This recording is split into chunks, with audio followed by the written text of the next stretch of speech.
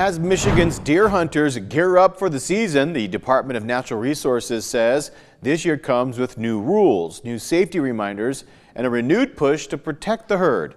This comes as firearm deer hunting season starts tomorrow and runs through Sunday, November 30th.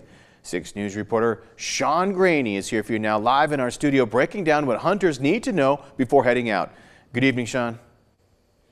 Jorma, from reporting your harvest to avoiding serious injuries, officials say preparation starts long before you hit the woods. And following the basics from firearm handling to checking your stand can keep a good day from turning dangerous. Hunters will notice new reminders this season, from mandatory harvest reporting to expanded disease testing efforts in key counties here in mid-Michigan.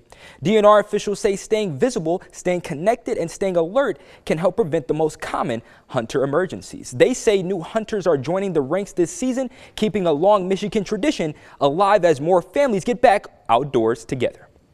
As of Wednesday, we were up about 3% in the number of people that had purchased a license to date. So expect a pretty healthy participation. Lots of deer hunters hitting the woods, especially with November 15th through 30th firearm deer season. That's been the dates of firearm season since almost every year since 1925. So a big tradition for folks in the state.